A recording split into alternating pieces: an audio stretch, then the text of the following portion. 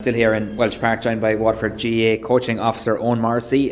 Busy schedule over the last couple of weeks, Eoin, but here in Walsh Park today at the ASD Camp, and just after speaking to Bernie and Rachel and the guys involved, this is a special week for these kids as well, I suppose, isn't it? Yeah, it's fantastic, Gavin. This is the last week of camps in Waterford GAA. Over 5,000 children have attended cool camps this year, which is amazing, especially in the middle of a pandemic with COVID-19, which we all know about. And we've had a massive turnout for camps right across the county. I suppose a number of months ago we had a few discussions with WASA and with Sports Active in our sports partnership in Waterford, who were interested in maybe looking at us running a camp for children with additional needs. So I suppose I used to work in Wexford GAA and it was done down there, and so I looked into it a bit and spoke to different people who ran them before, and we felt this was the time to do it. Ran it to put on the last week of camps in the summer, specifically for children with additional needs. Many who may not have the opportunity to participate in the other cool camps will be going on throughout the county. So it's been fantastic so far this week already. We've had great turnout. I'd say if we were able to run another one, we'd have more children would participate in it. So it's definitely something we're looking at doing more often in the future, and not just in the summer, maybe at different periods throughout the course of the year. Yeah, certainly been a big hit, and you can just see the kids, they're really enjoying it, and it's a first for Waterford as well. And Waterford is, along with Wexford and Clare, just 3 counties running a camp like this as well. So as you say, is this something you plan to maybe continue now for the future? Yeah, definitely. I think we're already looking at maybe a date in Halloween where we might have an inclusion camp or an inclusion day, maybe in 2 venues across Waterford, and maybe run a try throughout the course days so we can open up to as many children as possible that can participate.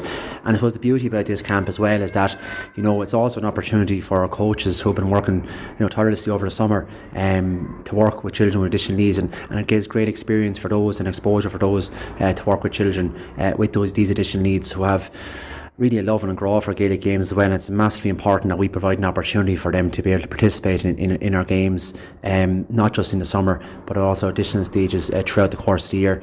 I know a number of clubs in Waterford have expressed an interest in facilitating something like this, maybe on an ongoing basis, on a weekly basis or a bi-weekly basis in your community. And by all means, if anybody has an interest here, you don't have to be from a GAA background. You may just have a child with additional needs who would like to start something in your local community. Please make contact with Waterford GAA and we'll be there to support you right throughout the journey. Yeah, super stuff indeed, super stuff. And with the sports partnership as well, and WASA as well, and yourselves and Deisho coming together as well, there's been a great, I suppose, community effort there, hasn't there? Yeah, I suppose we couldn't have ran it without them, because we didn't really know what type of children were going to be participating in the camp, and Barney Murphy's been excellent in terms of identifying the children that would participate in it. As well as that, Rachel Sinnott did a lot of work for us in terms of planning, in terms of the training on the morning of the camp, in terms of the whole running of the camp, in terms of helping the coaches in different activities that they could display throughout the course of the day. So she's been really a rock in terms of in the whole level of organisation on it. And Omer Knox deserves a special mention as well. Behind the scenes, did huge logistical work in terms of getting all the gear, in terms of ensuring Walsh Park was available. We have photographers, we have different equipment that we bought as well to help support the camp have a really, really successful first time we ever did it. So it was the first of many, I hope, that'll happen within Waterford GAA. Yeah, please God indeed. And to get into Walsh Park as well, I just seen one of the kids there a while ago, just preaching about scoring a goal in Walsh Park as well. Like, for these kids to get into the county ground as well, like it's huge, isn't it? Massive. We had a debate actually to start the week with some of the children whether it's Walsh Park or Walsh Park. So it was really fun. But it's massive. I think for these events especially, it's an ideal venue. I know we had talks of running one in Farfield as well, which I think that'll be something that we will look at definitely for next summer. We'll have a venue in both sides of the county. But for the children to participate in here, where they may be able to go to matches and watch their siblings or brothers or sisters play in finals, or their uncles or aunties play in finals, it's massively important that they also get the opportunity to participate in the county grounds, and that's what we wanted to make happen. Yeah, super stuff indeed, super stuff. Well done to all involved. And just reverting back to the camps themselves then as well, running over the last couple of weeks. I know I've been busy myself at various venues as well. I'm one of the experienced fellas down nearly at this stage, Owen, but another fantastic turnout, great atmosphere. We had a couple of a mini heat wave in it. We'd probably rain, thunder at a few venues, but another great summer of Kellogg's GAA Cool Camps. I know we probably should be interviewing you, Gavin, about the cool camps in terms of you're one of the veteran coaches and coordinators over the last couple of years, to be fair. And look, again, it's a mammoth effort. sometimes I kind of wonder how we actually get through the summer, you know, with the amount of children that participation, the amount of coach that we need, and maybe last minute phone calls to get coaches to camps, and you know, and even, you know, to make sure we have enough ratio of coaches to children, enough gear. You know, again, there's a huge amount of work that goes in by all the coaching and games team of Owen Bernach, Barry Dunn, Dave Robinson, and John Quinn. You know, again, who a lot of unseen work behind the scenes, and then the coaches as well, who, to be fair to them, some are very experienced and doing it for a number of years, and then some new coaches will come on board, and in a lot of cases they really buy into the whole ethos of the camps, that the children are there to participate, have fun. You know, some people get the idea that camps are about getting better and better and better. Yeah, that is the case too. It's important that we do teach the skills, but the main focus of our camps across the summer is participation, getting more children active in your local community, maybe exposing new children to our games, and you know, that's what it's all about. You know, having good numbers, making sure it's fun, and make sure it's active and they're getting healthy and outdoor activity. Yeah, absolutely, another big hit. Yeah, and it's been a really enjoyable summer. Of course, you know, games are back as well. You've the town and country leagues are going well. You know, the underage blitzes, the Board and O calendar is on course as well, and things like that. So it's busy, isn't it? Yeah, I think more than yourself, I say most people could be out 7 nights a week at games and activities, and I think, you know, this week coming up, and the Féile will be starting in hurling and football as well, and the chance for these kids on the 14 level to get a game at their age level, which I think is very, very important. The game's what it's all about, Gavin. You know, playing matches and playing games, and I'd appeal to coaches out there, you know, in clubs, that, you know, we sometimes have an overemphasis of drills, but like, if we can go organise more games internally, more games against teams across the county, that's where children improve. You know, also by ensuring that kids get enough game time. You know, we don't want to hear a situation where you know, kids are left on the line, you know, just because you want to win a game.